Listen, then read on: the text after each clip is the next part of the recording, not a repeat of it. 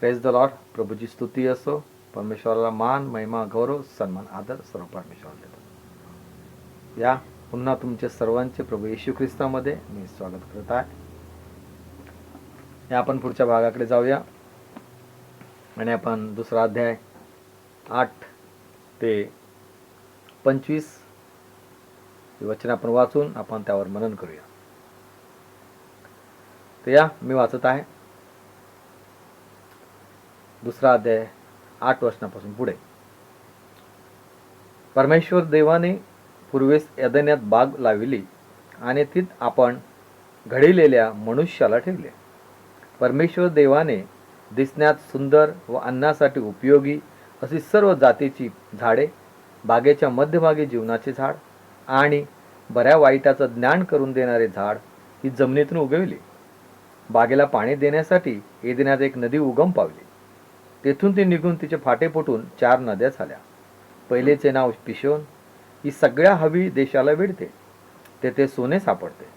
ह्या देशचे सोने उत्तम असून येथे मोती व गोमेत ही सापडतात. दुसऱ्या नदीचे नाव गिहोन. ही सगळ्या कुश देशास वेढते. तिसऱ्या नदीचे नाव हिदकेल. ही अश्शूराच्या पूर्वेस वाहते. चौथ्या नदीचे नाव फरात.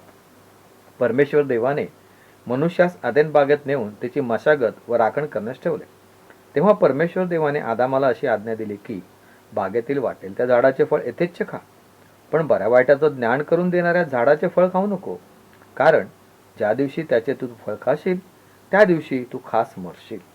मग परमेश्वर देव बोलला, मनुष्य एकटा असावा हे बरे नाही, तर त्याच्यासाठी अनुरूप सहाय्यक मी करीन.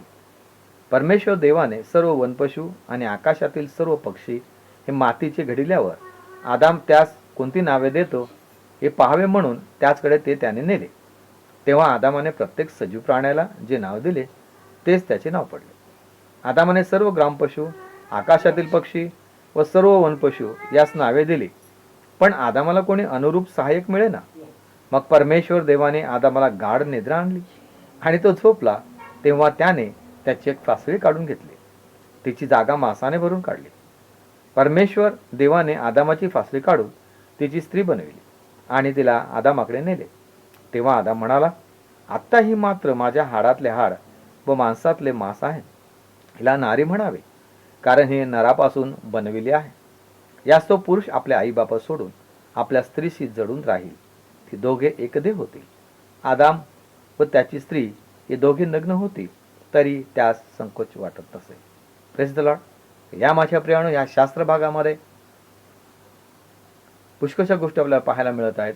आपण या अगोदर पाहिलंय की परमेश्वराने मनुष्य हा विशेष प्रकारे निर्माण केलेला आहे. ही निर्मिती त्याची फार भिन्न आहे, विशेष निर्मिती आहे. हा माझ्या प्रियानो, कारण सर्व निर्मितीतील प्राण्यांच्या निर्मितीपेक्षा मनुष्य प्राणी हा भिन्न आहे, हा वेगळा आहे. देवाने आपल्या प्रतिरूपाचा मनुष्य निर्माण केला. देवाचे प्रतिरूप असा तो निर्माण केला. नर व नारी अशी ती निर्माण केली. आणि परमेश्वराने आपला श्वासाने आदामाला जीवन दिले. तो सजीव झाला, कारण त्याच्यामध्ये परमेश्वराचा श्वास होता आणि म्हणून देवाचा श्वास माणसामध्ये आहे. आणि म्हणून माझ्या प्रियानो, मनुष्य प्राणी हा फार वेगळा आहे. या ठिकाणी आपल्याला पुष्कळशा गोष्टी काय पाहायला मिळतात. प्रथम, परमेश्वराने मनुष्य निर्माण केला. निर्माण करून त्याला तसं सोडून दिलं नाही. तर त्याच्यासाठी लागणाऱ्या सर्व सुविधा, त्याच्यासाठी लागणारं घर, राहण्यासाठी जागा, या सर्वांची परमेश्वराने सोय केली. आणि म्हणून या शास्त्र भागामध्ये आपण काही गोष्टी पाहतो की परमेश्वर मानवासाठी राहण्यासाठी त्याला जागा तयार करतो. त्यानंतर आपण पाहतो की त्याला आज्ञा देत आहे. त्यानंतर पाहतो की परमेश्वराने जे सर्व काही निर्माण केलं, पशु पक्षी, ते सर्व प्राणी त्याच्याकडे आणतो आणि त्यांना कशा प्रकारे नावे द्यावी हे तो पाहतो. आणि मग त्यानंतर आपण पाहतो की तो एकटा असू नये म्हणून त्याला कोणतरी जोडीदार सहचारणी असावी, यासाठी त्याला सहचारणी तयार करतो. आणि या ठिकाणी सहचारणी तयार करून तो त्यांना वेगळं करत नाही, तर त्यांचा विवाह करतो. ह्या पुष्कशा गोष्टी आपल्याला या शास्त्र भागामध्ये पाहायला मिळतात. तर प्रभू स्तुती असो, मी परमेश्वराला धन्यवाद देतो. पहा की प्रथम परमेश्वराने मनुष्य निर्माण केला. तो सर्व प्राण्यांपेक्षा भिन्न वेगळा आहे. तो जीवधारी प्राणी झाला कारण परमेश्वराने आपला स्वतःचा श्वास त्यामध्ये फुंकला, त्याच्या नाकपुड्यामध्ये फुंकला आणि तो जीवधारी प्राणी झाला. आता त्याला राहण्यासाठी त्याची सुविधा करणं, त्याला लागणाऱ्या सर्व गरजाचा पुरवठा करणं, त्यासाठी परमेश्वराने सुंदर असं त्याला घर बनवलं. आणि ते घर कोणतं होतं पहिलं आदामासाठी? तर ते अदेन बाग होती. अदेन बाग म्हणजे आनंदाचं उद्यान, त्यामध्ये आनंद होता. त्या अदेन बागेमध्ये झाडं होती, फळझाडं, फुलझाडं, आणि ती बाग दिसण्यासाठी फार सुंदर होती. आणि त्या ठिकाणी खाण्यासाठी उपयोगी पडणारी अशी फळांची झाडं परमेश्वराने लावली. आणि त्या बागेमध्ये 2 झाडं विशेष करून लावली होती. आणि त्याच्यात एक झाड म्हणजे जीवन देणारं, जीवनाचं झाड, आणि एक झाड म्हणजे बरे वाईटाचं ज्ञान करून देणारं झाड. ही परमेश्वराने त्या ठिकाणी लावलेली होती. आणि त्या ठिकाणी त्या बागेमध्ये त्या झाडांना, फळझाडांना, फुलझाडांना त्याची मशागत करण्यासाठी परमेश्वराने आदामाला त्या बागेमध्ये ठेवलं. आणि त्या बागेमध्ये मशागत करण्यासाठी म्हणजे काम करण्यासाठी ठेवलं. त्याला नुसतं असं नाही, सगळं खायला म्हणजे फुकट नाही दिलं. फुकट खाल तर आळशी होती ना, म्हणून त्याला बागेची मशागत करण्यासाठी त्या झाडांना पाणी घालणं, स्वच्छ करणं, साफसफाई करणं, हे काम त्याला त्या ठिकाणी दिलं. आणि त्या बागेमध्ये पाणी घालण्यासाठी फार सुंदर प्रकारे एक नदी उत्पन्न केली. आणि आपण पाहतो की त्या पहिल्या नदीचं नाव होतं का, की उगम पावली. त्या 4 नद्या झाल्या बागेला पाणी देण्यासाठी. आणि त्या 4 नद्या पिशोन, किहोन, हिद्दकेल, फरात. प्रेणू ह्या नद्यामध्ये सोने होते, मोती होते, गोमेद होते. बघा, त्या बागेमध्ये कोणती गोष्ट नव्हती असं नाही, सर्व काही होतं. त्याला राहण्यासाठी चांगली सुविधा होती. सोने, चांदी, मोती, हिरे, माणिक सर्व काही तिथं होतं. सुंदर फळं देणारे झाडं होती. त्याला कष्ट करावे लागत नव्हते. कष्ट म्हणजे काय, फक्त त्याची मशागत करणं, त्याची राखण करणं, त्याचा सांभाळ करणं. आणि म्हणून परमेश्वराने या ठिकाणी म्हटलं 15व्या वचनामध्ये की परमेश्वर देवाने मनुष्यास अदेन बागेत नेऊन तिची मशागत व राखण करण्यास ठेवलं. बघा, परमेश्वराने मनुष्याला निर्माण केलं, त्याने असं वाऱ्यावर त्याला सोडलं नाही. तर त्याच्यासाठी राहण्याची सुविधा, त्याच्या खाण्याची सुविधा, सर्व कामाची सुविधा सर्व त्याने उपलब्ध करून ठेवली. आपला परमेश्वर ज्यावेळेस आपणास निर्माण करतो, ज्यावेळेस आपण आईच्या गर्भामध्ये असतो, त्याच्या अगोदरच परमेश्वर आपल्याला लागणाऱ्या सर्व गरजा यांचा तो पुरवठा करतो, तो तयारी करत असतो. आणि म्हणून या ठिकाणी आदामाला ज्यावेळेस परमेश्वराने बनवलं, त्यावेळेला त्याला लागणारी सर्व गरज परमेश्वराने त्याला पुरवली. त्याला अदेन बागेत नुसतं ठेवलं नाही, त्याला सांगितलं नाही की तू हे कर म्हणजे तुला ते येईल, तू आता मशागत कर आणि झाडं लाव म्हणजे तुला फळं येतील आणि नंतर मग तू खा, असं नाही म्हटलं देवाने. देवाने त्याच्यासाठी सर्व सुख सुविधा तयार केल्या आणि मग त्या ठिकाणी त्याला नेऊन ठेवलं. आणि मग नेऊन ठेवल्याच्या नंतर मग त्याला सांगितलं की आता त्याची मशागत कर, आणि त्याला आज्ञा दिली. काय आज्ञा दिली? तेव्हा परमेश्वर देवाने आदामाला अशी आज्ञा दिली की बागेतील वाटेल त्या झाडाचे फळ तुला पाहिजे ते खा, पाहिजे ते खाऊ शकतोस, प्रत्येक झाडाचं फळ खाऊ शकतोस, पण बऱ्या वाईटाचं ज्ञान करून देणाऱ्या झाडाचे फळ खाऊ नको. कारण ज्या दिवशी तू ते फळ खाशील त्या दिवशी तू खास मरशील. म्हणजे याचा अर्थ असा माझ्या प्रियानो, मरण म्हणजे शारीरिक मरण नव्हे, हे आत्मिक मरण आहे. देवापासून विभक्तपणा हे आत्मिक मरण आहे.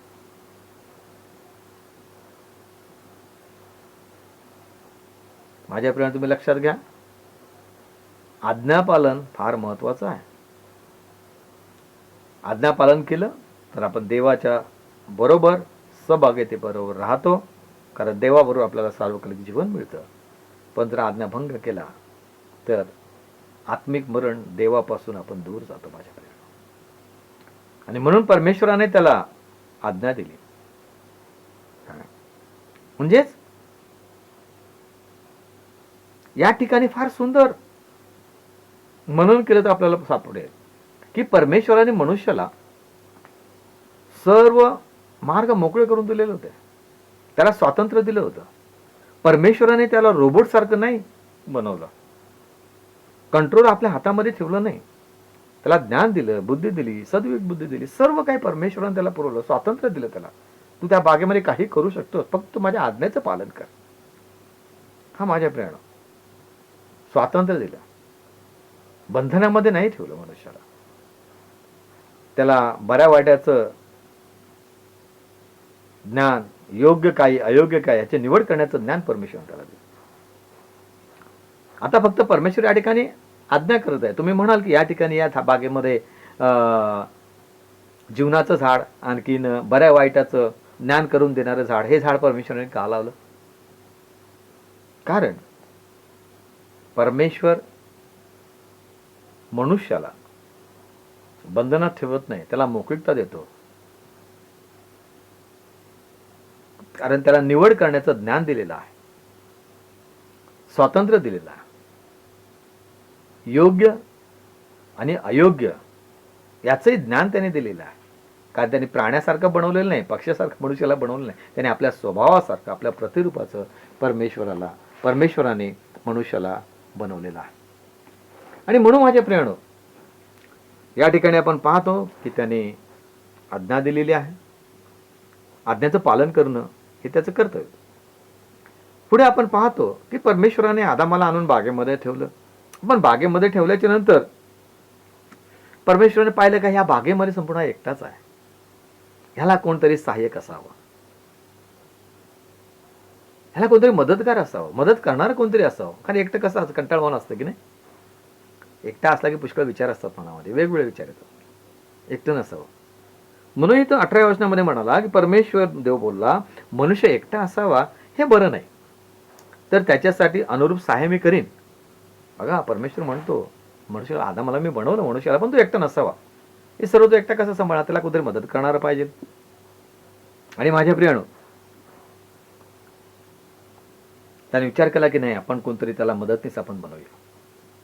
आणि मग परमेश्वराने जे अगोदर सर्व प्राणी, पशु, पक्षी सर्व बनवले होते त्या पृथ्वीवरती, ते सर्व पुन्हा परमेश्वराने अदेन बागेमध्ये आणले आदामाजवळ. आणि आता आदामाची कसोटी आहे.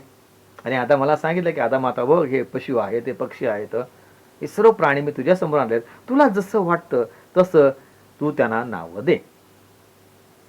आणि मग बघा, परमेश्वराने पशु पक्ष्यांना नाव देण्यासाठी त्याने आदामाजवळ त्यांना आणले.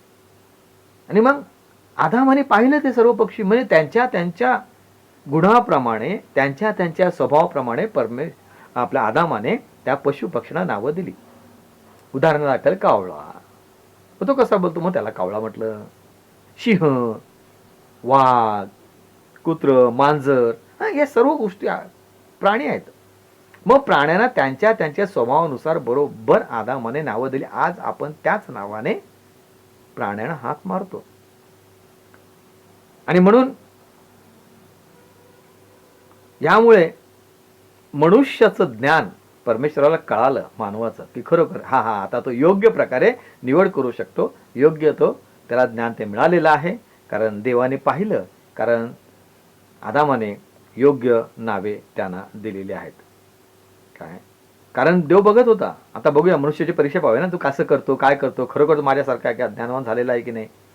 आणि म्हणून या ठिकाणी म्हटलेलं आहे, परमेश्वर देवाने सर्व वनपशु आणि आकाशातील सर्व पक्षी हे मातीचे घडवल्यावर आदाम त्यास कोणती नावे देतो हे पाहावे म्हणून त्याचकडे त्याने ते नेले. तेव्हा आदामाने प्रत्येक सजीव प्राण्याला जे नाव दिले तेच त्याचे नाव पडलं. मग त्या आदामाने प्रत्येक प्राण्याला त्याच्या स्वभावानुसार त्यांना नावं दिली. आज त्यांच्या स्वभावानुसार ते संपूर्ण नाव आहेत ना. वाघ, सिंह, बेकर, कावळा, माकड, ना ही सर्व नावं जी आहेत त्यांच्या त्यांच्या स्वभावानुसार दिलेली आहेत. म्हणजेच परमेश्वराने आदामाला किती ज्ञान आणि बुद्धी दिली होती. या पृथ्वी तलावर त्याच्यासारखं ज्ञानवान कोण नव्हतं ना. त्याला समजबुद्धी होती. ती योग्य काय अयोग्य काय तो समजत होता. जर त्याला समजलं नसतं तर त्याने सगळ्या प्राणी समोर आणले असते काय, आणि मग प्राणी होते तिथे, मग प्राण्याने म्हटलं असता अरे अरे अरे अरे हे कोण आहेत, बैल आहेत, मग सर्वांना बैलच त्याने म्हटलं असतं. वाघ पण बैल झाला असता, सिंह पण बैलच झाला असता, माकड पण बैलच झाला असतं. असं त्यांनी केलं का नाही. त्यांनी त्यांच्या त्यांच्या स्वभावाप्रमाणे त्यांच्या त्यांच्या गुणाप्रमाणे त्यांना बरोबर नावं दिली. आणि फार चांगलं होतं. म्हणजे त्याला ते समजत होतं. म्हणजे बघा, परमेश्वराने मनुष्य बनवला किती बुद्धिमान आहे, किती ज्ञानवान आहे. आज मनुष्य किती ज्ञानवान, चंद्रावर जातोय, मंगळावर जातोय, है ना. हां, नकली मनुष्य पण तयार करतो रोबोट, पण त्याचं कंट्रोल हातामध्ये असते. त्याच्यामध्ये सजीवपणा येत नाही, जीव त्याच्यामध्ये टाकू शकत नाहीत, सगळं नकली आहे. पण परमेश्वराने जे बनवलं ना त्याच्यामध्ये स्वतःचा श्वास टाकला, त्याला सजीव बनवलंय. आणि म्हणून परमेश्वराने मनुष्याला रोबोटसारखं नाही केलं. आपला आता जसे रोबोट आहे तसे त्यांना स्वातंत्र्य दिलं. रोबोटला स्वातंत्र्य नाही आहे. आणि म्हणून या ठिकाणी आपण पाहतो की प्रथम देवाने मनुष्याला बनवलं, पण त्याला एकटं सोडलं नाही. त्याच्यासाठी राहण्याची सुविधा केली. त्याला अन्न पाण्याची जी गरज आहे ती गरज त्याने भागवली. तिथं लागणाऱ्या सर्व वस्तूचा त्याने पुरवठा केला परमेश्वराने, आणि आज्ञा दिली. आता आज्ञेचं पालन करणं हे कोणाचं काम आहे? मनुष्याचं काम आहे, मानवाचं काम आहे. मानवाचं ते कर्तव्य आहे. आणि जर का मानवाने देवाच्या आज्ञेचं पालन केलं नाही तर तो मृत पावतो. मृत पावतो याचा अर्थ तर आत्मिकतेमध्ये मरतो, म्हणजेच देवापासून विभक्त होतो. आणि म्हणून या ठिकाणी जे मरण विषयलेल्या ज्या दिवशी तू ते फळ खाशील त्या दिवशी तू खास मरशील. ज्या दिवशी तुम्ही आणि मी ज्या वेळेला देवाच्या आज्ञेचं उल्लंघन करतो त्यावेळेला मी खास मरतो आत्म्यामध्ये, आणि देवापासून माझ्या प्रियाने विभक्त होतो. आणि म्हणून आपण देवाच्या आज्ञेचं पालन करणं फार गरजेचं आहे. पुढे आपण पाहतो की त्या सर्व पशु, ग्रामपशु, पक्षी यांना संपूर्ण नावं दिली. आणि सर्व पशु पक्षी पाहिले, परंतु आदामाला त्याच्यासारखं कोणी दिसलंच नाही. कोणी दिसलं नाही. आणि देवाने पण बघितलं, नाही नाही नाही, आता ह्याच्यासारखा इथं कोणीच नाहीये. त्याला सहाय्य करणार कोण नाही, त्याला मदत करणार कोण नाही. आणि मग म्हणाला परमेश्वर, नाही नाही, आता गरज आहे ती म्हणजे आता ऑपरेशन करावं लागेल. हा माझ्या प्रियानं, जगामधलं या पृथ्वीवरचं पहिलं ऑपरेशन परमेश्वराने केलंय. बघा 21व्या वचनामध्ये. मग परमेश्वर देवाने आदामाला गाढ निद्रा दिली, आणि तो झोपला. तेव्हा त्याने त्याची एक फासली काढून घेतली, तिची जागा मांसाने भरून टाकली. बघा, आज सुद्धा ऑपरेशन करायच्या वेळेला काय इंजेक्शन द्यावं लागतं भुलीचं. मग तो बेहोश होतो, आणि मग त्याची चिरफाड केली जाते, आणि मग त्याला शिवलं जातं, है ना. देवाने सुद्धा तसंच केलं. त्याला भुलीचं इंजेक्शन दिलं. इंजेक्शन म्हणजे त्याला स्वतः निद्रा दिली. ते त्याला काय इंजेक्शनची गरज नव्हती, कारण देव डॉक्टरांचा डॉक्टर आहे परमेश्वर माझ्या प्रियानं. हां, त्याला कोणतीही गोष्ट अशक्य नाही आहे. ह्या जगामध्ये आज सगळेजण ऑपरेशन करत आहेत ना, हे पहिलं ऑपरेशन परमेश्वरानेच केले मानवाचं. लक्षात घ्या, ह्या जगातील पहिलं ऑपरेशन, ह्या पृथ्वी तलावरील पहिलं ऑपरेशन हे काय आता नाही आलं ऑपरेशन. हे सुरुवातीपासून नाही, देवानेच घडवून दिलं. ते देवाने सुरुवात केली आहे. प्रत्येक गोष्टीची सुरुवात देवानेच केलेली आहे, तुम्हाला लक्षात असू दे. आणि मग परमेश्वराने त्याला गाढ निद्रा दिली. त्याच्या एका बाजूची फासळी काढली आणि ती मांसाने भरली, आणि त्या फासळीची त्याने स्त्री बनवली. बघा, आदाम मातीपासून बनवला, मग स्त्रीला मातीपासून नाही बनवलं. स्त्री आदामाच्या शरीराच्या बाजूची फासळी आहे, त्या फासळीपासून त्याने स्त्री तयार केली. त्याने डोक्यातून काढून स्त्री तयार नाही केली, तिथला भाग काढून किंवा पायाखालचा भाग काढून स्त्री नाही तयार केली, तर फासळी काढली. फासळी जी असते ही साईडला असते, बाजूला असते. आणि माझ्या प्रियानं फासळी काढली. का फासळी काढली? कारण परमेश्वर काय म्हणालेला होता 18व्या वचनामध्ये, की मी त्याच्यासाठी अनुरूप सहाय्यक म्हणजे मदत करणारी, सल्लागार स्त्री जी आहे, मदत करणं त्याला पाहिजे. मदत करणार म्हणजे डोक्यावर बसून ती मदत करू शकेल का? पायाखाली मदत करू शकेल का? नाही. ती सहाय्यक, मदतगार, संगती राहणार. आणि म्हणून ती स्त्री, आणि मग परमेश्वराने त्या स्त्रीला बनवलं फासळीची आणि मग त्याच्यासमोर उभी केली. आता हा नवरदेव आणि ती नवरी, वधू. आता त्या ठिकाणी लग्न लावतोय. मग लग्न लावतोय परमेश्वर. पहिलं लग्न मी तुम्हाला सांगितलं होतं ना, की 2ऱ्या अध्यायामध्ये आपल्याला देवाने पहिलं लग्न ची सुरुवात कुठून झाली? इथं झाली. बघा, मासाने बनवून काढली. परमेश्वर देवाने आदामाची फासली ती काढून त्याची स्त्री बनवली आणि तिला आदामाकडे नेलं. आता आदामाकडे ना, आदामा बघ, ही तू आता तुझी नवरी. तुला कशी दिसते? पटते का? चांगली आहे का? हो हो हो. कशी दिसते बघ? तुझ्यासारखे दिसते का? तुला शोभते का? आणि मग त्या आदाम नवरदेवाने त्या नवरीला बघितलं आणि त्याने बघितलं आणि तो काय म्हणतो, तेव्हा आदाम म्हणाला, आता ही मात्र माझ्या हाडातले हाड, माझ्या मांसातले मांस आहे. ही आता बलकून माझ्या हाडातलं, माझ्यासारखीच आहे, माझ्या मांसातलं मांस आहे. ही माझ्यासारखीच आहे, माझ्यासारखे दिसते. कारण अजूनपर्यंत सर्व मी प्राणी पाहिले, पक्षी पाहिले, जीवजंतू पाहिले, पण ते काय माझ्यासारखे कोणी दिसत नव्हते. पण ही मात्र माझ्यासारखी दिसते, म्हणजेच ती माझ्या हाडातलं हाड, माझ्या मांसातलं मांस आहे. आणि म्हणून हिला नारी म्हणावे, म्हणजे ही नरापासून बनवली आहे. ही नरापासून बनवली. आणि मग त्याला ती स्त्री आवडली. बघा, त्याला पशु आवडला का? पक्षी आवडला का? नाही. किती काल त्याने नावं दिली, परंतु त्याला कुठलं आवडलं नाही. पण नारी मात्र आवडली. मग त्याने म्हटलं, ही नारी आहे. बघा, त्याने पण नाव दिलं, ही नारी आहे, हा नर आहे ना, कारण ती नरापासून बनवलेली आहे. आणि मग परमेश्वराने त्यांचा विवाह केला. 24व्या वचनामध्ये, यास्तव पुरुष आपल्या आई बापा सोडून आपल्या स्त्रीशी जडून राहील, ती दोघे एक देव होते. पहिलं लग्न.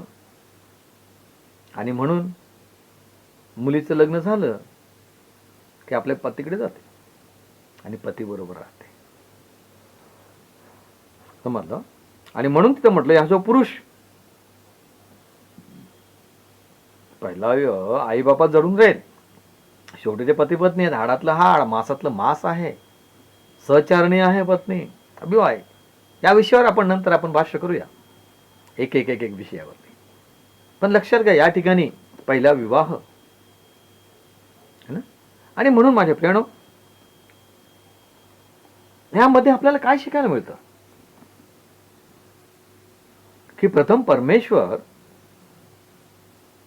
मानवाला जो बनवतो, त्याला पाचारण करतो, त्याला लागणाऱ्या सर्व गरजा पुरवतो. तोच आमचा परमेश्वर आहे. आणि तो बंधनामध्ये ठेवत नाही. त्याने तुम्हाला आणि मला स्वातंत्र्य दिलेलं आहे.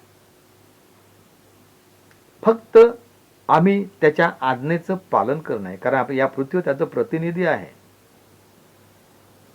आणि म्हणून बघा, देवाने सर्व पशु पक्षी त्याच्या जवळ आणले आणि त्याला सांगितलं कोणती नावं देतो बघ, कारण त्याला त्या पशुवरती प्रतिनिधित्व करायचे, पक्ष्यांवरती प्रतिनिधित्व करायचे, या पृथ्वीवर त्याचं प्रतिनिधित्व करायचे.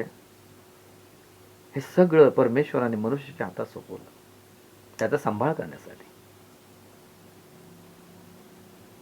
माझ्या प्रियानं, मनुष्याला नुसतं बनवून सोडलं नाही, नुसतं त्याला खा म्हणून सांगितलं नाही, आळशी नाही बनवलं. त्याला काम करण्यासाठी सुद्धा कामाची उपलब्धता करून दिलेली. देव तुमच्या सर्व गरजा पुरवतो. या ठिकाणच्या आदामाच्या सर्व गरजा पुरवल्या. आदामाला लागणारी प्रत्येक गरज, राहण्यापासून, खाण्यापासून, त्याच्या विवाह संदर्भामध्ये सुद्धा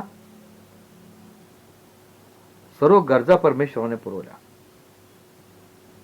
आणि त्यांना ती बागेमध्ये राहण्यासाठी.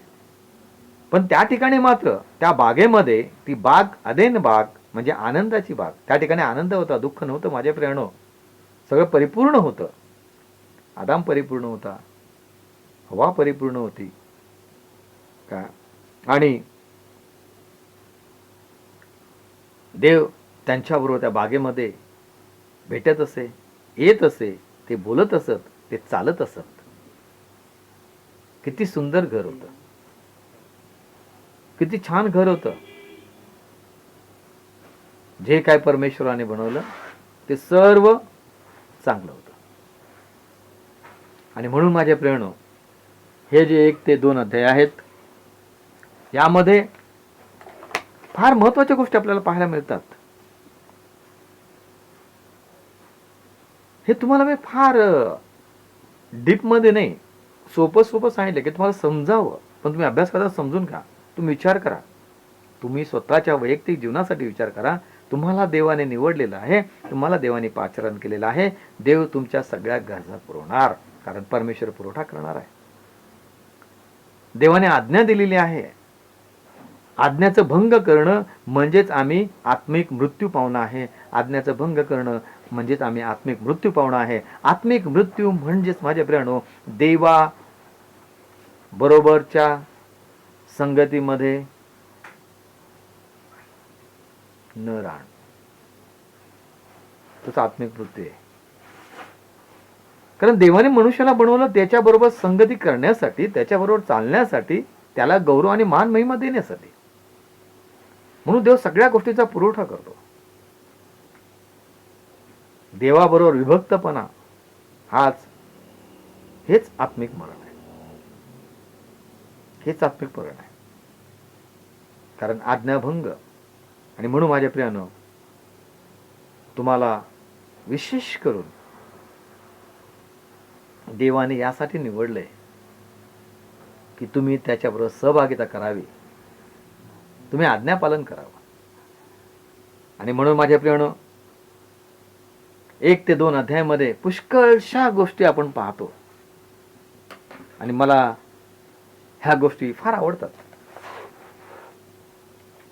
कारण परमेश्वराने सर्व काही निर्माण जे केलेलं आहे ते त्याच्यासाठी केलेलं आहे. आणि मनुष्याला निर्माण केलं ते त्याच्याबरोबर सहभागिता करण्यासाठी.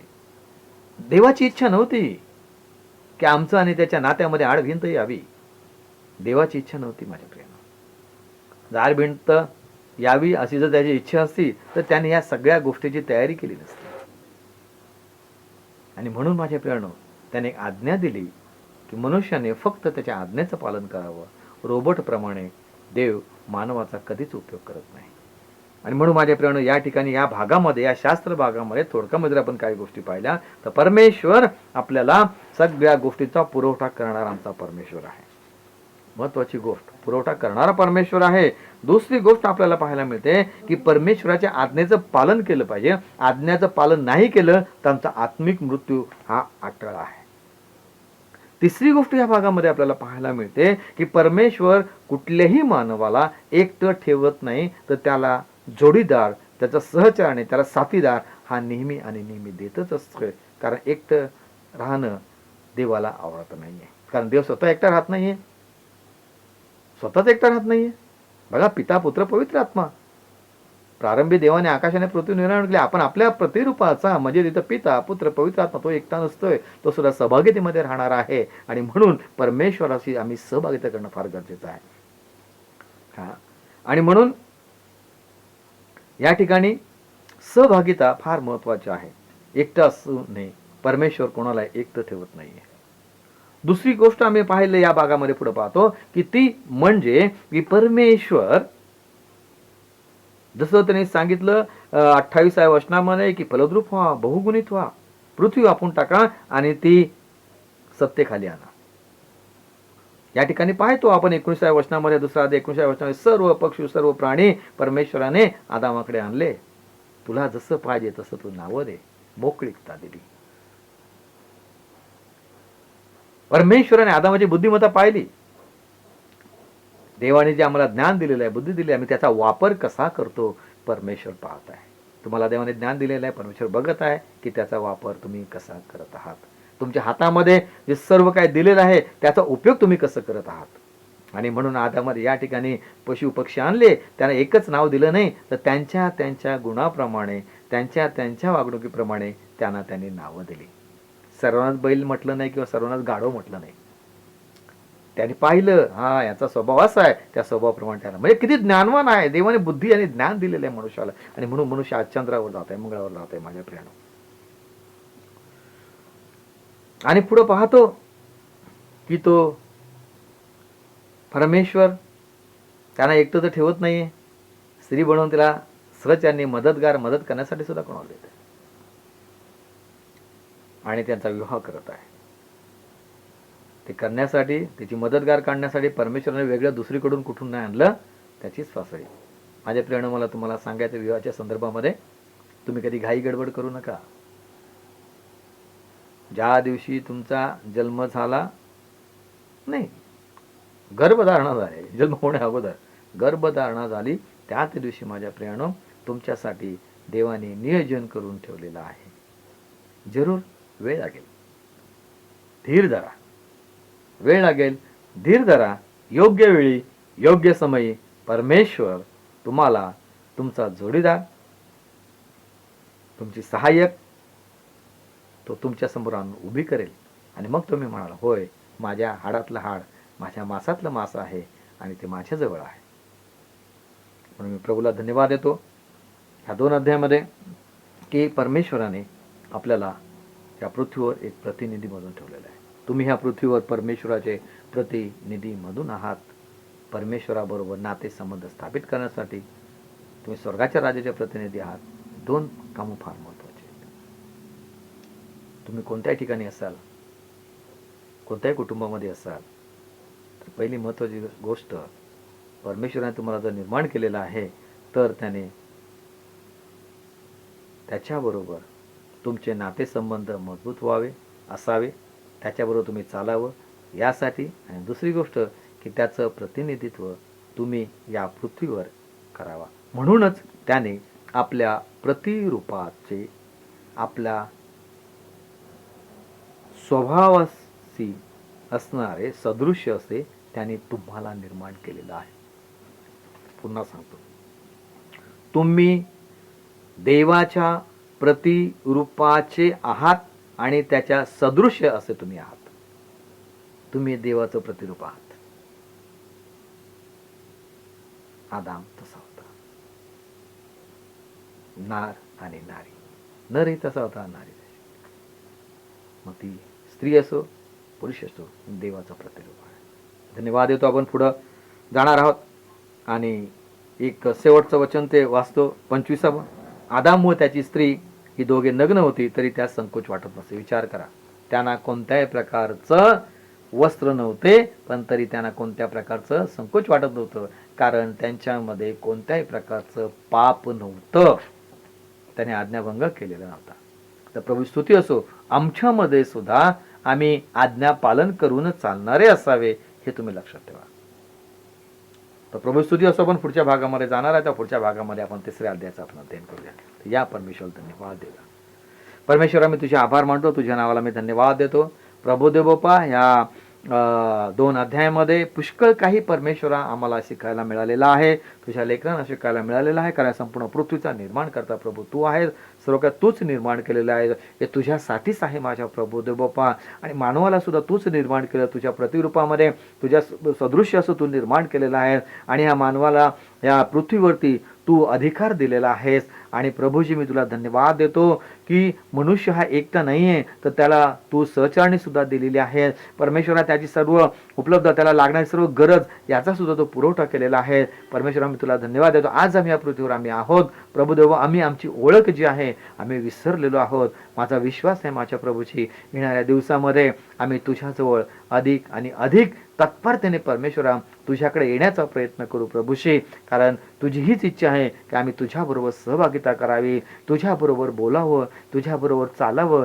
जसा आदाम आणि हव्वा तुझ्याबरोबर चालत होते, बोलत होते प्रभू, त्याच मानवाची आज आम्ही संतती आहोत.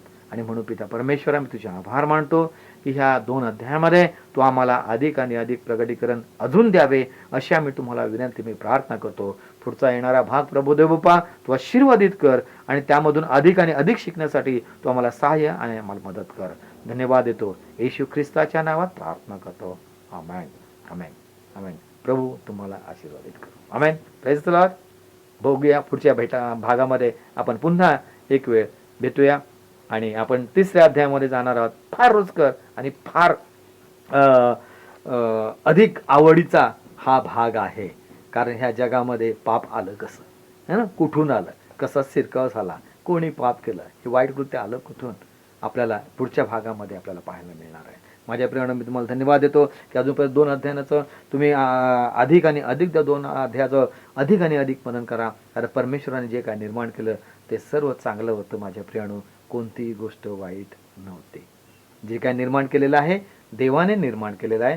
या सृष्टीचा निर्माण करता परमेश्वर आहे आणि ते जे काही निर्माण त्याने केलेलं आहे ते फक्त त्याच्याच गौरवासाठी त्याने निर्माण केलेलं आहे. आणि मनुष्य प्राणी तुम्ही आणि मी परमेश्वराचं प्रतिनिधी म्हणून तुम्ही आणि मी या पृथ्वीवर, या राज्यामध्ये, या कुटुंबामध्ये आपण आहोत. धन्यवाद. येशूच्या आमेन.